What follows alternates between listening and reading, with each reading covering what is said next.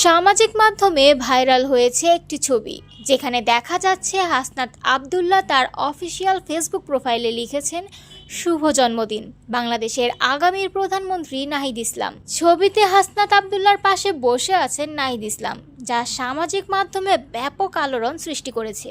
নাহিদ ইসলাম ঢাকা বিশ্ববিদ্যালয়ের সমাজবিজ্ঞান বিভাগের ২৬ বছর বয়সী একজন ছাত্র, যিনি ২০২৪ সালে বাংলাদেশের ইতিহাসে এক নতুন অধ্যায় রচনা করেন। তিনি ছিলেন সেই ছাত্র আন্দোলনের সমন্বয়ক, যা সরকারি চাকরিতে কোটার বিরুদ্ধে শুরু হয়ে পরবর্তীতে প্রধানমন্ত্রী শেখ হাসিনার পদত্যাগের দাবিতে রূপ নেয়। শেখ হাসিনার পদত্যাগের পর নোবেল বিজয়ী মোহাম্মদ ইউনূসের নেতৃত্বে একটি অন্তর্বর্তীকালীন সরকার গঠিত হয়, যেখানে নাহিদ তথ্য ও যোগাযোগ প্রযুক্তি মন্ত্রণালয়ের উপদেষ্টা হিসেবে দায়িত্ব পালন করেন। ২০২৫ সালের ফেব্রুয়ারিতে তিনি উপদেষ্টা পদ থেকে পদত্যাগ করে জাতীয় নাগরিক পার্টি নামে একটি নতুন রাজনৈতিক দল গঠন করেন, যা তরুণ প্রজন্মের মধ্যে ব্যাপক সাড়া ফেলেছে।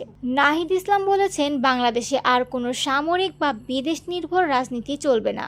আমরা একটি নতুন গণতান্ত্রিক সংবিধান চাই, যা জনগণের অধিকার নিশ্চিত করবে। এখন আপনারা কি মনে করেন, নাহিদ ইসলাম কি সত্যি হতে পারবে বাংলাদেশের ভবিষ্যৎ প্রধানমন্ত্রী? আপনাদের মতামত অবশ্যই জানান।